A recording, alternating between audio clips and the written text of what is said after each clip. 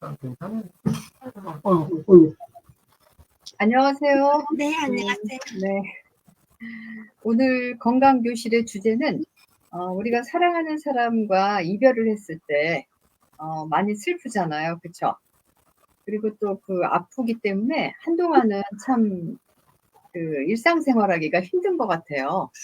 근데 또 살아있는 사람은 살아야 되기 때문에 그 건강을 잃으면 안 될 것 같은데 우리가 그 가까운 뭐 부모님이라든가 뭐 떠나보낸 경험들이 있잖아요. 그런 얘기를 나누면서 또 우리는 어떻게 극복했는지 이런 얘기를 나눠보겠습니다. 네. 어떻게 먼저 들어오신 홍 원장님부터 말씀해 주실 수 있을까요? 네. 네. 자, 그것도 오늘 못 올 거라고 내용만 올리고 저도 그냥 있었는데 갑자기 아내가 아픈 바람에 그러게 됐습니다. 네. 지금 제가 이제 올린 거 저희 아버님이신데요. 그 아버지가 12년 전에 소천하셨고, 아버지 저는 저희 선산이나 이런 데 안 모시고 그냥 공원묘원에 모셨어요. 그 공원묘원이 고향 집에 가는데 가깝고, 그래서 왔다 갔다 하면서 서로가 형제간들이 들여다보기 쉬운 쪽으로 선택을 했고요. 우리 고향 선산은 거기서 더 들어간 곳인데 하여튼 명절 전후로 해갖고 어마어마하게 막혀요. 저는 도저히 그거 감당이 안 되겠더라고요. 그래서 한 번이라도 더 찾아가 보려면 얘기해놨다. 그래서 이제 그렇게 결정했는데 참 잘했다고 생각해요. 제가 결정한 중에 제일 잘했다고 봅니다. 저는 이제 아버지가 이렇게 돌아가시기 전에 10년간 병상에 있었어요. 10년간 집에 계셨죠. 쓰러지셨는데 뇌출혈, 뇌졸중으로 해서 쓰러지셔서 반신 못 쓰셨고요. 말씀 못 하시고 10년을 계셨어요. 근데 이제 우리 어머니가 간호를 하셨고요. 뭐 사실은 돌아가시고 나서 좀 슬픈 그게 마음의 부담이 됐던 거는 뭐냐면 저희가 이제 그때 해외 봉사하러 가고 나서 불과 얼마 있지 않아서 쓰러지신 거예요. 근데 이제 그것도 여러 가지 사연이 있는데, 간단하게 말씀드리면 우리 아버지 어머니가 제가 이제 생활비를 드렸거든. 그러니까 이제 자식이 주는 돈, 그렇게 해서 돈을 봉사하고 돈을 못 벌고 쓰고 있는데 자기도 그 돈을 받아서 쓰기가 미안하다 이거예요.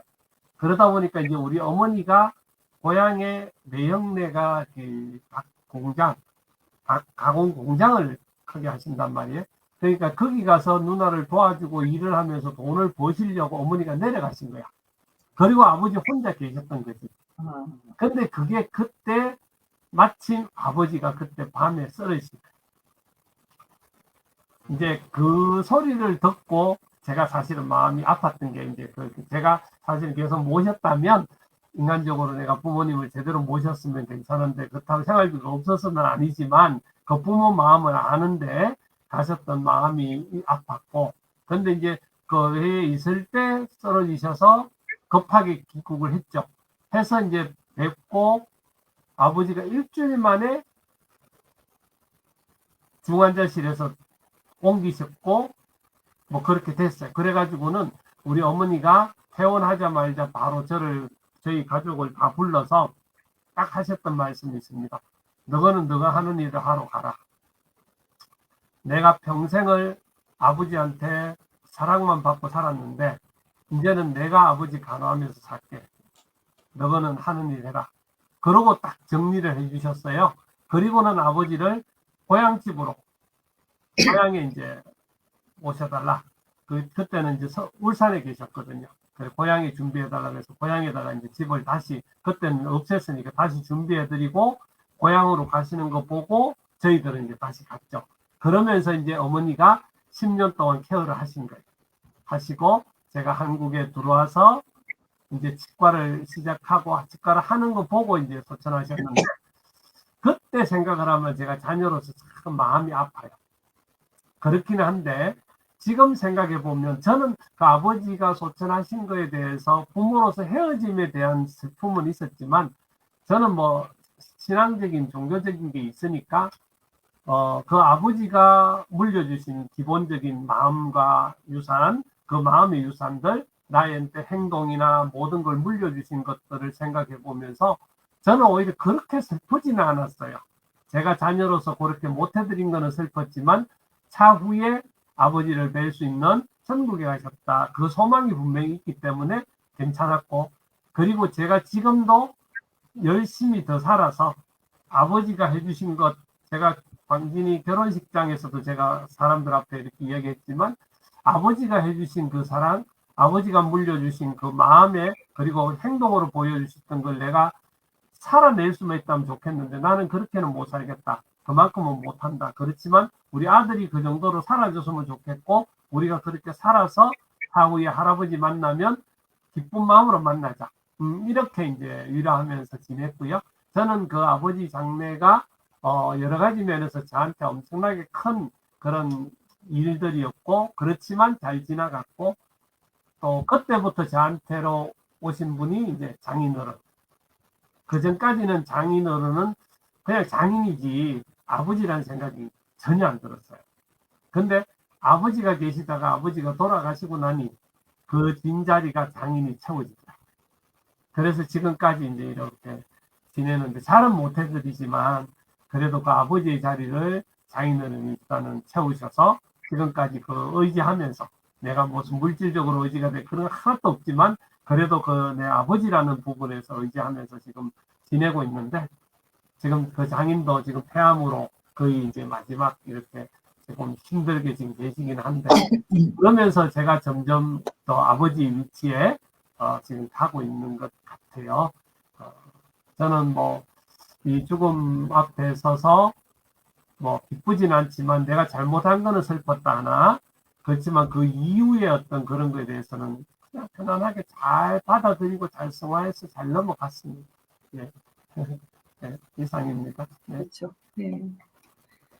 그리고 아무래도 종교적인 부분이 있으니까 우리가 구원받는다고 표현하죠. 천국 구원 뭐 이러니까 긍정적으로 또 받아들이시는 것 같아요. 그리고 또 어머님이 그 아버지의 마지막 시간까지도 지켜주셨잖아요. 그렇죠? 가족이 함께 했기 때문에 우리가 마지막까지 최선을 다하면 또 고인에 대한 그런 어떤 미안함 뭐 이런 것들이 좀 덜하기도 한 것 같아요.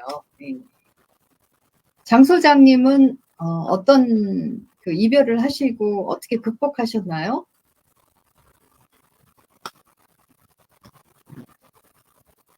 마이크가 꺼져 있어요. 거실이 좀 시끄러워서 껐어요. 오늘 누가 왔어요? 아니 거실이 항상 이렇게 시끄러워요.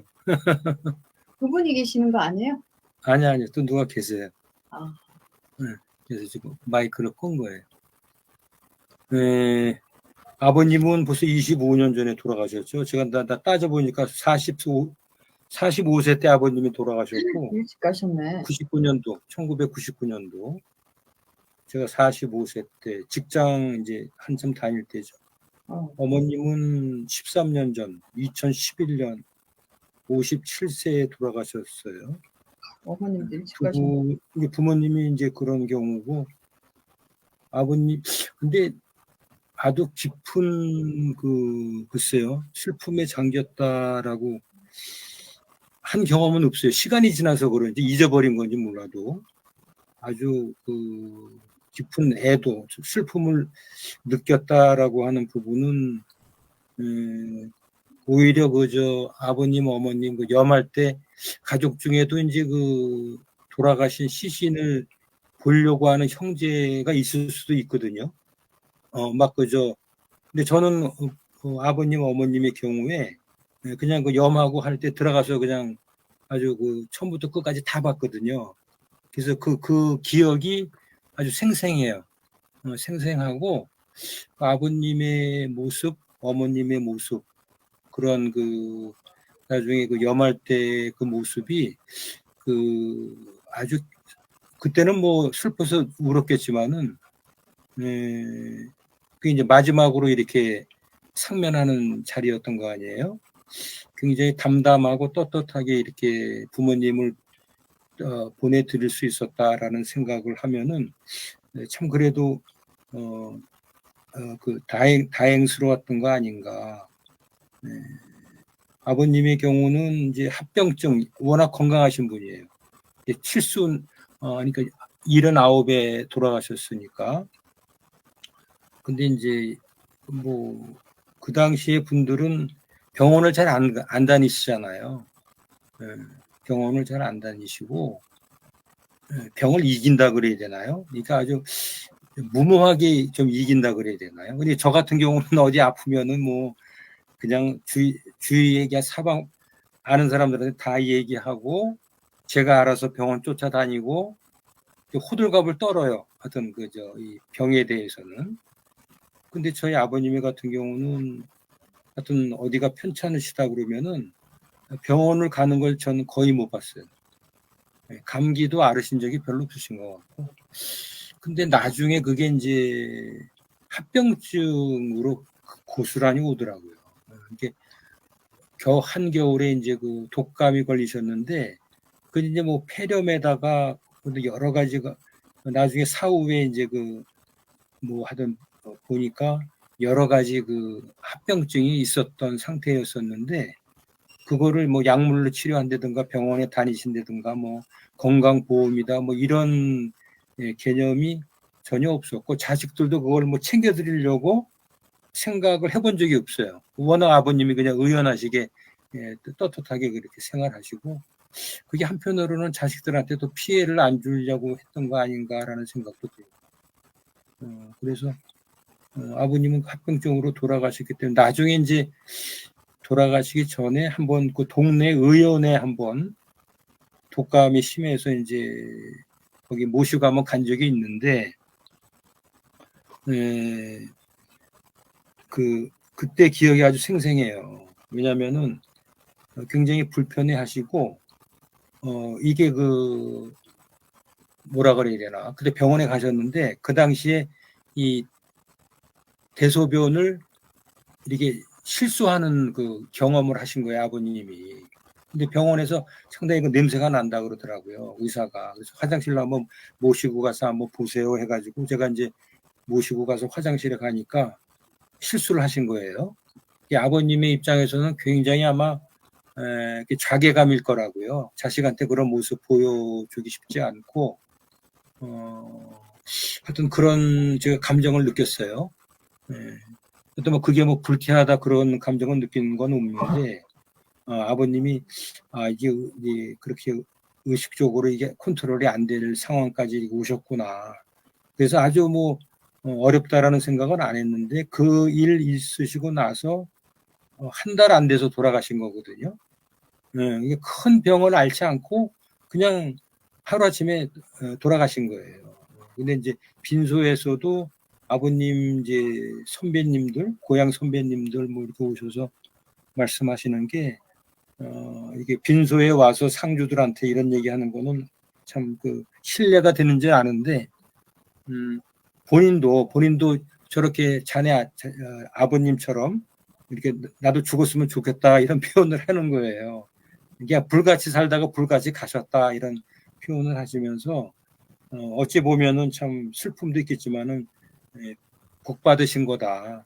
저렇게 가기가 쉽지가 않은데 그런 말씀하시는 게 기억이 나요. 그래서 참 묘도 돌아가시기 전에 한 10년 전부터 이제 동학 경무공원이라고 이북오도청 거기에서 이제 분양을 해가지고 이렇게 마련을 했던 게 있거든요. 그래서 이제 아버님 스스로 묘자리를 다 보셨어요.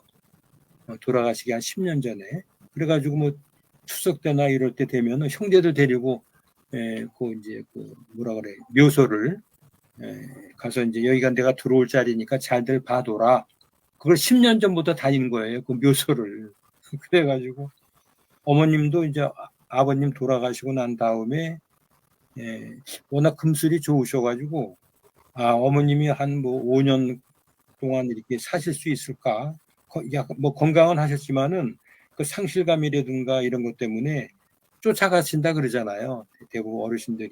그래가지고 5년을 못 넘기실 거야 했는데 거의 한 11년, 12년을 이제 어머님이 사신 거예요. 고맙게. 그래서 어머님은 이제 2011년도에 돌아가셨는데 노안이죠. 어머님은 노안이시고 형제들이 이렇게 모시다가 셋째 형이 모시게 됐죠. 근데 이제 워낙 이제 집에서 모시기가 힘든 거예요. 그래서 이제 근처 요양병원에 이렇게 모셔서 형제들끼리 이렇게 근데 그때 한 달에 한 요양병원이니까 한 100만 원, 120만 원이 들어갔던 것 같아요. 그래서 이제 한 형제가 부담하기는 어렵기 때문에 저희가 이제 사남 1년대 큰형이 돌아가셨고 어머님 돌아가시기 전에 먼저 이제 큰형이 이제 돌아가셨단 말이에요. 류계릭병으로 참전용사. 그래서 이제 사형제가 이제 어머님을 이제 케어를 했다고 봐야죠. 그래서 요양병원에서 2년 계시다가 가셨는데 어머님의 경우도 이제 그때 그 시신을 제가 이렇게 참 보면서 얼굴이 굉장히 평화스럽더라고요. 아버님도 마찬가지셨고 어머님도 그렇고 얼굴이 상당히 편한 뭐라 그럴까 그게 아주 기억에 남아요. 아주 고통스러운 얼굴이라든가 이런 게 아니고 아주 평안하게 잠드셨다 이런 생각을 했거든요. 오히려 제가 슬픔이 컸던 거는 큰형이 돌아가셨을 때 큰형이 45년생인데 이 고엽제 후유증에 이제 6.12까지 겹친 거예요. 그래서 돌아가시기 2년 전부터 아주 그냥 생고생을 한 거죠. 부모님의 경우는 편하게 돌아가셨는데 큰형 같은 경우는 그렇게 투병 생활을 길진 않습니다만 상대적으로 2년 동안 결국은 고생하다가 이제 돌아가셨고 나중에는 꿀꺽을 못해요. 이게 연화작용이 안 돼가지고 이게 뇌교력은 근육이 다 굳는 거 아니에요. 그래서 이제 식도까지 굳어가지고 꿀꺽이 안 되더라고요. 그래갖고 결국은 음식물도 섭취를 못하고 고통스럽게 이제 돌아가셨던 경우인데 오히려 이제 아버님이나 어머님은 노안이나 이런 고령으로 돌아가실 어떤 그 당시의 상황으로 봐서는 연배에서 돌아가셨기 때문에 슬픔은 있지만은 금방 어떤 그 상실이라든가 그런 부분들이 형제들이 극복을 했고 오히려 참 축복받았다 이런 생각을 했었던 반면에 큰형님의 경우는 이게 63세, 62세 그때 이제 돌아가신 거거든요. 그래서 이제 그 형님하고 저하고는 이제 큰형님이 제일 위시고 제가 사남 일녀 중에 이제 막내란 말이죠. 그래서 돌아가시기 전에 한 6개월 동안 이메일을 했어요. 이메일을. 큰형이 저한테 이제 이메일을 보냈다고. 저도 큰형님한테 답장을 하고. 그래서 그게 어찌 보면은 마지막 유언 같은 그런 대화를 한 6차례, 7차례 나눴거든요. 근데 큰형님 말씀은 그 형수하고 이제 딸이 하나 있어요. 그러니까 네 형수하고 네 조카를 잘 좀 챙겨줬으면 좋겠다. 또 어머님도 그때 생전에 계셨으니까 새 여성을 좀 형제들이 잘 좀 챙겨줘라 이렇게 이제 유언 같은 이메일을 남기시고 이제 가셨는데 그거를 이제 가끔 이제 봐요. 큰형님하고 나눴던 그 이메일의 내용을 보는데 이제 그래서 지금 큰 그 딸이 조카가 나이가 지금 40이 다 됐거든요. 그래서 이 메일을 언젠가는 내가 좀 전해줘야 되는 거 아닌가 이런 생각을 하거든요. 아버지의 그 이메일에 남긴 글을 형수나 그 딸이 본 적이 없을 거란 말이죠. 그래서 이제 좀 좋은 시기에 사전에 이렇게 좀 의견 조율을 한 다음에 그 이메일을 이렇게 그 내용을 A4 한 7, 8장 될까요? 그런 걸 좀 전해줌으로 인해서 고인에 대한 어떤 그게 또 추모할 수도 있는 부분이고 또 그 돌아가시기 이전에 그 큰형님이 그 가족에 대한 사랑 이런 것들을 상당히 간절하게 표현한 부분이 있기 때문에 그런 기록의 자료들이 지금 생각해 보면 추모의 형식에 또 좋은 계기가 되지 않을까. 그래서 누구나 다 돌아가시고 그 친구도 주위에서 많이 이제 뭐 한 20% 30%는 이제 세상을 떠나고 있습니다만은 순서대로 이제 가잖아요. 부르는 순서대로. 그래서 끊임없는 애도와 상실 이런 부분들을 경험하게 될 텐데 이런 가족의 이런 경험이라든지 이런 사례를 통해서 의연하게 좀 받아들여야 될 것 같고 진정한 그 추모 애도라고 하는 부분이 웰다잉 공부하면서도 용서와 화해, 뭐 이 애도와 상실 이런 부분의 그 전문적인 그 교육들을 듣거든요. 그래서 좀 그 죽음에 대한 바라보는 시각을 좀 넓히고 깊이고 좀 이해하고 이런 쪽으로 많이 좀 공부를 하고 있으니까 또 이제 그런 부분들을 또 누구한테 또 이렇게 공감을 주도록 또 얘기도 해드려야 되고 또 제가 또 실천을 해야 될 입장이니까 이 부분에 대해서는 관심이 많고 또 제대로 좀 실천을 해야 되겠다 이런 생각을 평소에 하고 있습니다. 이상입니다. 네, 좋은 말씀 감사드려요. 네. 박은서 선생님.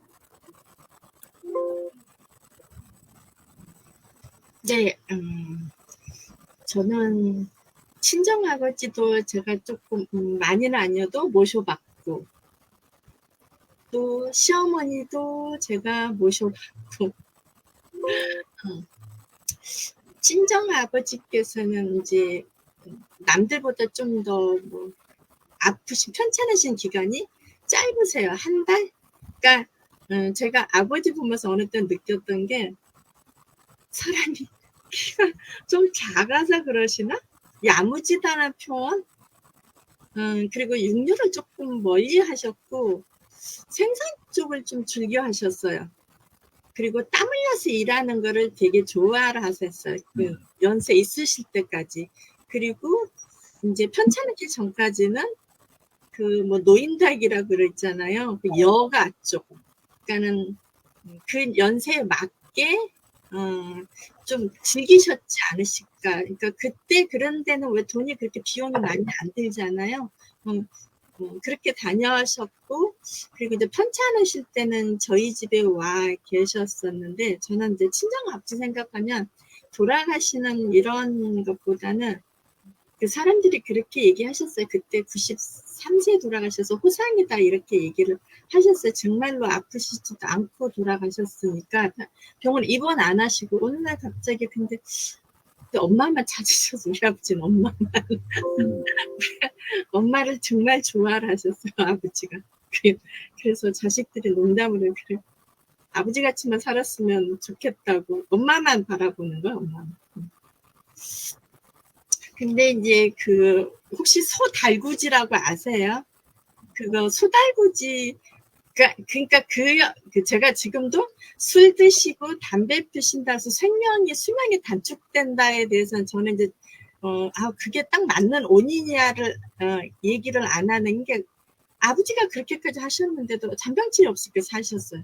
늦게까지도 술 드시고 담배를 피셨는데도 근데 어느 날 술을 드시고 언덕길을 이렇게 소달구지로 내려오시다가 쌀 그때 가만히 뭐 80kg였을 것 같아요. 제가 20kg 그걸 갖다가 이렇게 오시다가 언덕에서 부르셨는데 그때 제가 기억을 하거든요. 초등학교 1학년이에요. 그때 제가 그 리어커를 그 무거운 걸 제가 이렇게 들었거든요. 근데 그 힘이 지금 하려고 할 수가 없는 힘이에요. 그래서 이제 저는 저만 알고 모를 줄 알았어요. 그래서 어느 날 제가 친정 엄마를 또 제가 모시고 있었어요. 편찮으셔가지고. 저희 집이 조금 만만한 집이어서 제가 제 딸 중에서 그래서 모시고 있는데 한날은 그래서 엄마 혹시 아버지 그렇게 넘어지실 때 엄마 내가 이렇게 들은 거 기억나? 그때 하는데 너 그걸 어떻게 기억을 하니? 그래서 엄마 지금 내가 아버지 살려는데 그걸 못하면 안 되지. 그랬더니 아무도 얘기를 안 한 거야. 근데 제가 기억을 하는 거야. 나는 아버지를 살렸기 때문에 이제 제가 그 얘기를 하고 그래서 아버지한테 기억은 제가 또 막내딸이다 보니까 또 예뻐하셔서 그리고 아까 그거는 저는 안 봤는데 그거 만지는 거 있잖아요. 왜 이렇게 차가워요?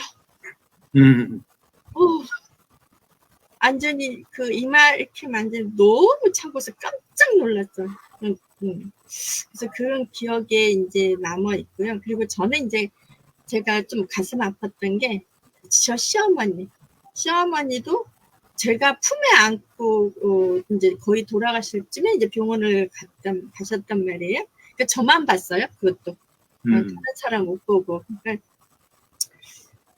그게 이제 우리 아기 돌잔치하러 오셨는데, 그러니까 이런 분도 계시나 봐요. 뭐라 그럴까, 위 말기암이라 그러잖아요. 근데 고통이 없는 분이 계시는가 봐요. 그러니까 모르시는 거예요. 그러니까 소화가 안 돼, 아까 그거 병원을 안 가신다 그랬잖아요. 그러니까는 뭘로 대용을 하시냐면 콜라, 콜라. 마리는 거, 네, 그 기포 올라오는 거, 이제 이런 걸로 소화가 안 되면 그걸로 드시고 그러셨다가 이제 전주다 보니까 음식을 잘하시니까 이제 올라오신 거예요. 그래서 저는 지금까지 살면서 이 시댁이라는 거부반응이 저는 아예 없죠. 그거 하나는 감사한 게 시댁에 누가 시댁이 어쩌고 이게 거부반응이 없는 거예요. 저는 제일 먼저 제가 먼저 갔던 사람이고 이틀 3일만 어머니 엄니가 쫓아다니면 되는데 왜 그걸 못할까, 이제 그런 생각을 해봤어요. 왜냐면 저는 그렇게 못 겪어보고 살아왔기 때문에 항상 사랑만 받았거든요. 그 시댁에서. 그런데 그것도 올라오셨다가 소화가 안 되신다고 그러셔서 이제 검사를 하니 이미 퍼졌는데 고통이 없다 그러시더라고. 정말 고통이 없으신 거예요. 그래서 제가 해드릴 수 있는 게 뭐 죽하고 뭐 과일 이렇게 해서 마지막에만 아프다 딱 그러시더라고. 그래서 나 병원에 해다오. 그래가지고 이제 그렇게 하셨는데, 근데 그게 자식들한테도 그게 희한하게 못 가시게 하시더라고, 마지막 같은 데는. 근데 멀쩡하신 거예요. 말씀 다 하시죠, 뭐 하시죠. 근데 그게 못 넘기시더라고, 당신은. 그래서 저는 이제 그때 말씀하셨을 경우에 저한테도 고맙다고 그러시고, 마지막에 이제 제가 뭐 목욕 이런 거는 제가 많이 못 해드리긴 했는데, 그래서 제가 꿈에 너무 많이 오시면 어떡하나 그랬더니 안 오시더라고. 한 번도 안 오시더라고. 아까도 무서운데 어떡하지? 근데 이미 지난 세월인데도 저한테 이 죽음이라는 게 그래서 고통스럽지 않는 기억으로 저는 남아있는 거예요. 두 분 다 제가 그랬는데 제 품에서 저희 아버지는 기간이 너무 짧은 거예요. 그리고 이제 그때는 또 엄마가 계셨고 저희 아버지 쪽은 그래서 이 죽음이 그렇게 막 뭐 링겔 꽂고 이런 걸 거의 못 봤어요. 마지막에 아버지, 시어머니는 그날 제가 안고 있다 그날 돌아가셨으니까 그것도 없었고. 근데 이제 저희 시어머니 같은 경우는 좀 더 병원에 좀 눕혀했으면 좋았을 걸. 근데 그때는 제가 형편이 안 돼서 아마 그걸 알면서도 모른 척 했지 않았을까. 이게 항상 남았어요. 제가 적극적으로 했으면 어쩌면 좀 이틀 게 일주일 될 수 있고 일주일에 한 달이 될 수 있었을 건데 아프시지도 않는다는 고통이 없다는 것 때문에 어느 방치하지 않았나 이렇게 이제 문득문득 생각이 나게 이게 은근히 좀 죄책감 플러스 이게 남아 있는 거예요. 그러니까 시댁 식구들한테는 말은 못하는 혼자만의 느낌, 감정. 그리고 또 이제 제가 친정 엄마도 모시고 있다가 지금 제가 못 모셨다잖아요. 이것도 저만 느끼는 거예요. 다른 형제들은 아무도 안 모셨어요. 그러니까 오로지 그거를 저 혼자밖에 공감이 안 되고 전 세 분 다 모셨어요. 뭐 길게는 아니어도 그래도 계셔서 아프셨던 게 나을 수 있을 정도로 하셔서 가셨고 또 편찮으셔서 올라오셨으면 또 나으셔서 갔을 정도. 아버지 눈동자가 푸른색이에요. 완전히 이렇게 청색이에요. 그래서 그 옛날 눈동자 그런 눈동자는 왜 이제 조금 나쁜 표현으로 그러면 이발소 가면 이렇게 얘기하시는데 이게 보이냐고 완전 초록색 눈이어가지고 눈동자가 그래서 그때 이제 성비센트 병원에 이 눈 때문에도 오셔서 이제 집에도 계시고 뭐 날탈이란 뭐 이런 건데 이 눈동자 동공 색깔 자체도 일반 사람하고 좀 틀려가지고 그래서 그것 때문에도 고생 되게 많이 하셨거든요. 그 다 제가 저희 집에 이제 계셨고 또 그렇게 했는데 그래서 죽음에 대해서 막 크게 고통스러운 면은 조금 못 봤어요. 그래서 저한테 죽음은 좀 좋은 기억이 아니라 고통스럽지 않다는 걸로는 좀 남아있어요. 그렇게까지는 병수발을 제가 안 했거든요. 그 시댁의 그거는 저한테 공이 돌아온 게 얼마 기간도 짧아요. 근데 온갖 칭찬은 다 듣는 거예요. 고맙다 소리 듣죠. 첫째, 고생했다 소리 듣죠. 그래도 당신 네 옆에 아니면 자네 옆에 당신 있고 싶었나 보다 이런 거. 근데 이제 그 돌아가시기 전에 못 드시면서 제가 이제 수박즙 같은 거 이렇게 하잖아요. 근데 그런 음식은 싫은 거예요. 생각이 딱 좀 연결이 돼. 제가 못 해드렸던 게 이제 생각이 나는 거죠. 그런 거는 있어요. 네, 이상입니다. 네, 네. 만만하게 저예요, 지금. 만만하게 저예요, 우리 집에서. 만만한 건 아니고 또 그런 역할을 감당할 수 있으니까 한 거죠. 아무나 하는 게 아니잖아요. 그 어르신들을 모시는 게. 예. 다 해봤어요, 그래서. 근데 저도 보니까 이제는 할머니 연세 있으셔서 돌아가시면 그 죽음을 그냥 긍정적으로 생각하게 되고 또 돌아가신 후에도 슬픔이 또 이렇게 금방 사라지더라고요. 근데 조금 애틋한 경우가 있잖아요. 좀 더 건강 관리를 잘 했으면 좀 더 사셨을 것 같은 경우, 또 장 소장님의 큰형님 같은 경우도 그렇고, 이렇게 조금 젊은 날에 가시면은 진짜 마음이 참 아프더라고요. 그리고 또 그분에 대한 기억들이 계속 이렇게 나고 그러면 이제 함께 없다라는 거, 볼 수 없다라는 게 이렇게 슬픔 감정으로 이렇게 스며들더라고요. 예. 근데 이제는 그런 분들도 보면 우리가 그런 걸 경험하면 저도 그런 것 같아요. 예전에는 할머니, 할아버지들이 돌아가시는 거를 저는 봤거든요. 그래서 누구나 할머니, 할아버지 돼서 죽음을 맞이한다라고 생각했는데 그게 아니잖아요, 실제로. 진짜 사고라든가, 뭐 젊은 날의 암이라든가, 여러 가지 이유로 인해서 불건강해서 우리가 죽음을 맞이하는 경우도 많거든요. 그래서 진짜로 연세 있으셔서 뭐 옛날에는 뭐 80, 지금은 이제 90 넘어서 죽음을 맞이하면 그 죽음이 아주 슬프지는 않더라고요. 예, 그냥 우리가 감당할 수 있다 뭐 이런 생각이 들더라고요. 근데 이제 조금 아쉬운 죽음, 젊은 날의 죽음 이런 것들은 더 이제는 돌아가시고 나서 이제 가슴이 많이 아프고 또 기억이 되고 우리가 이제는 평균 수명이랑 비교를 하잖아요. 여성분들은 뭐 거의 전 잘 모르겠는데 한 90 가까이 될 것 같아요. 남성분들은 이제 아마 80대 초반. 이러다 보니까 그 평균 수명을 최소한 평균 수명을 살고 가야 되지 않나? 뭐 이런 바람이 있거든요. 그래서 그런 수명을 누리지 못하시면 좀 더 아쉬움이 많이 남더라고요. 최근에 이제는 가까우신 분이 희망상이에요. 가까우신 분이 이제는 식도암이셨어요. 근데 이제는 이분이 이제는 심장에 스텐트를 받고 있었고 폐가 좀 안 좋으셔가지고 맨 처음에 증상은 음식물을 섭취를 못하는 거였는데 병원에선 식도 쪽에는 전혀 검사가 안 이루어졌어요. 오히려 과거 이분이 가지고 있는 폐, 심장만 막 정밀 검사를 한 거예요. 그래놓고 이상이 없습니다. 이래가지고는 그냥 뭐 치료 시기를 놓친 거죠. 그러다 이제 나중에 이제는 요 식도를 검사했더니 90% 식도암일 것 같다.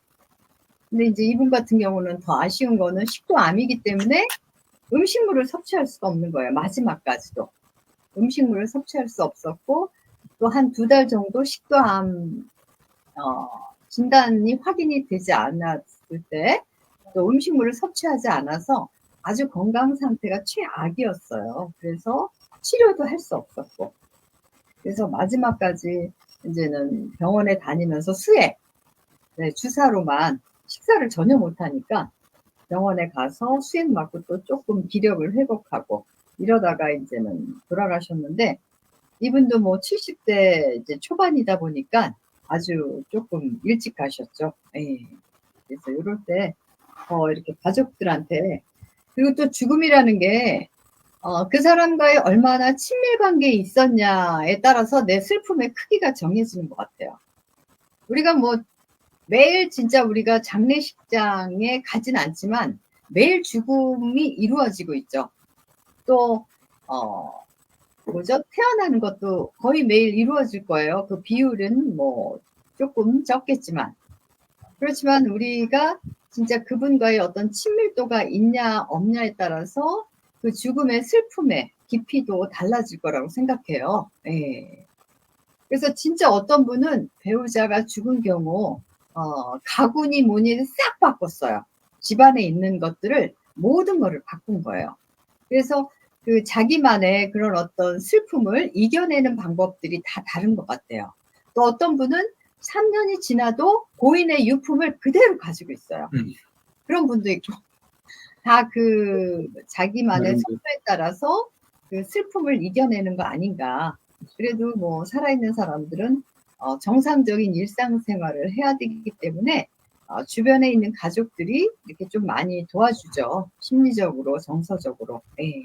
그러면서 시간이 모든 것을 해결하는 것 같아요. 그래서 시간이 지나면서 언제 내가 그렇게 슬퍼했지 하면서 진짜 점점점 부인에 대한 생각도 잊혀지고 가끔 그분이 좋아했던 음식이라든가 그분과 함께했던 장소라든가 이런 어떤 추억거리들이 떠오를 때만 그분을 우리가 기억하는 것 같아요. 참 네. 슬픔이 언제 그랬냐. 네. 그래서 어쨌든 처음에는 슬픔을 부정하면은 안 될 것 같아요. 네. 네, 공 원장님 하실 말씀 있으셔요? 아니 손을 드셔가지고. 네. 그래서 근데 또 이런 슬픔을 현실적인 사람들은 극복하기가 쉬워요. 근데 또 이렇게 슬픔에 깊이 잠기는 분도 계시더라고요. 감당할 수 없을 정도로. 그러면 주변에 있는 가족들도 많이 힘드시는데 참 좀 다양하게 나타나는 것 같아요. 아무리 시간이 지나서 해결된다고 해도 그게 이제 사람마다 다라는 거. 네.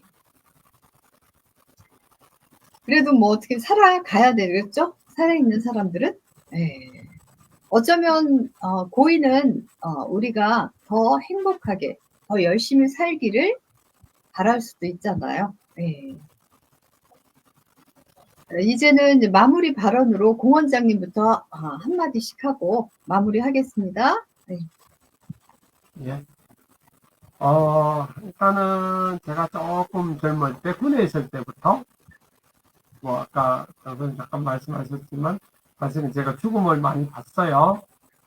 그래서 그 당시에도 염을 해보고 백제 화장터에 보내보고 이렇게 사고로 인한 어떤 그런 일들을 여러 번 경험을 하면서 사람이 결국 올 때 조금 빈손으로 왔듯이 갈 때도 결국 빈손으로 가는데 우리가 어떻게 살다가 갈 것이냐 그 부분에 대한 생각을 어릴 때 20몇 살 때 여러 번 해서 그런 경험에 관련돼 있는 내용들이 저한테 있다 보니까 아무래도 이제 죽음에 관련돼 있는 것들은 그래도 어느 정도 이렇게 저는 정리가 좀 되는 거는 같아요. 그래서 죽었을 때 어떻게 죽고 이런 것도 중요하지만 결국은 현재 살 때에 우리가 어떻게 살아가야 하는지 또 어떻게 살아내야 하는지 부분에 관련돼 있어서 생각을 좀 해보는 그런 좋은 시간이었던 것 같습니다.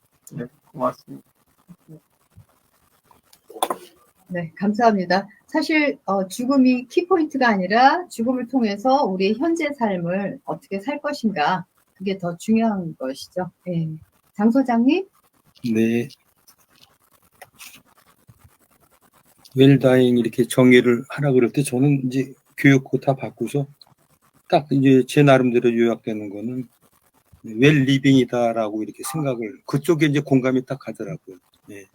웰다잉은 곧 웰리빙이다. 이제 웰빙까지는 저는 아직 웰빙까지는 안 되는 것 같고 그냥 현실에 충실하는 거, 하루하루 최선을 다하는 삶, 후회 없는 삶, 그게 이제 웰리빙일 텐데 더구나 누굴 좀 도울 수 있다는 그러한 삶을 산다는 게 이제 웰리빙. 웰리빙을 통해서 웰다잉에 다다르겠다라고 하는 생각을 하고, 그다음에 웰다잉 이후에는 어떻게 될 건가라고 하는, 제가 이제 그 웰다잉 교육을 받다 보니까 웰미팅이라는 얘기를 하더라고요. 웰미팅. 웰미팅은 사후 세계에서 이제 그 아버님, 어머님, 돌아가신 또 선배님들을 또 이런 세계에서 만나는 거예요. 그래서 죽고 난 이후에도 사후 세계를 인정을 하고 다시 만날 수 있다라고 하는 어떤 그런 희망, 그런 또 비전을 가지고 살아가는 부분들이 또 어떤 그 웰다잉의 어떤 중요한 부분, 이거 웰리빙을 통해서 웰다잉을 하고 웰다잉 이후에 어떻게 될 거냐, 웰미팅의 어떤 사후 세계의 삶을 우리가 생각할 수 있는 그런 지혜로움을 갖는 것도 상당히 중요하다 생각을 하거든요. 그런 생각을 하고, 우리가 이제 엔딩 노트라고 얘기를 하잖아요. 엔딩 노트라고 해서 저도 엔딩 노트 쓰다가 지금 다 못 썼습니다만은, 그러니까 이제 제 나름대로는 end가 END가 아니고 AND예요. end. 엔딩 노트라고 하는 개념은 저는 그냥 사후 세계를 받아들여 가지고 웰 미팅이라는 게 있을 것이다. 그래서 AND, 엔딩. 죽어도 계속 영속적인 삶이 지속될 것이다라고 하는 그런 개념의 확장, 그런 이론적인 체계, 이런 것들을 제가 이제 인식을 하고 그걸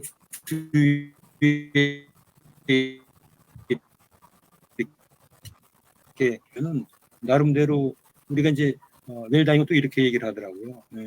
기억에서 사라질 때, 우리가 죽음이라고 하는 거는 사람의 기억에서 사라질 때 그게 죽음이다. 이게 육체가 숨을 먹고 육체가 썩어서 없어지는 게 죽음이 아니고 그 사람을 기억이 잊혀지는 거예요. 기억이 사라질 때 그게 죽음이다라고 하는 개념이기 때문에 우리가 어찌 됐든지 간에 유소가 됐든 그다음에 무슨 영상이 됐든 어떤 책이 됐든 자기 기록을 남기는 일들을 이제는 좀 정신이 있을 때 해나가야 된다라는 생각을 좀 많이 하거든요. 그래서 죽음이라고 하는 것은 기억에서 잊혀지지 않는 것이다. 그런 생각을 좀 해보고 있습니다. 네. 이상입니다. 네, 감사합니다. 박은서 선생님? 네, 저는 죽음에 대해서는 이제 생각을 조금 안 하는 편이고, 현재 제가 어떤 삶을 살아야 될까, 이거 현재 어떤 일을 어떻게 해야 될까, 이런 생각이 좀 더 많이 치우쳐져 있고요.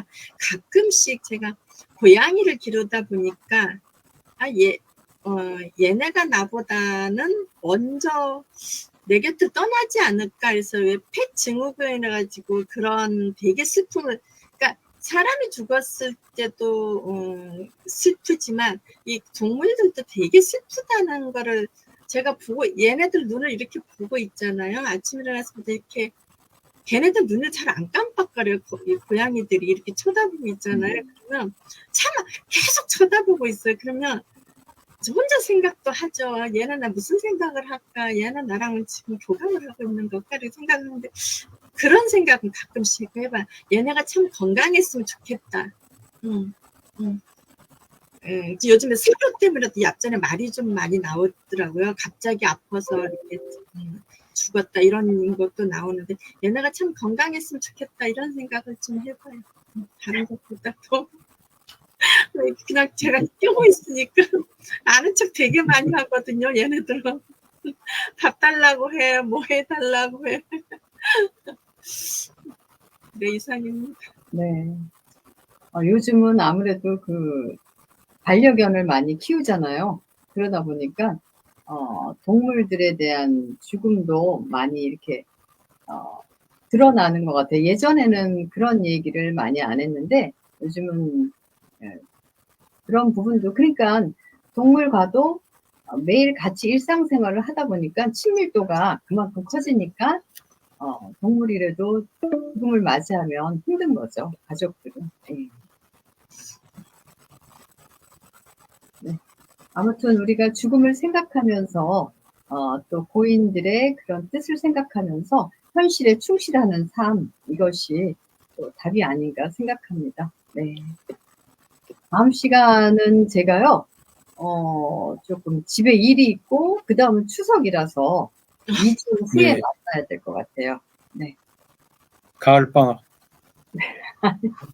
그리고 또 그 요리 교실은 8시로 옮길까 봐요. 7시에는 조금 부담스러워 하시는 것 같아서 8시로. 아, 요리. 그래서 네. 맞습니다. 네. 네. 감사합니다. 찾아와 주셔서. 네. 고맙습니다. 수고하셨습니다. 고맙습니다. 네, 네. 3월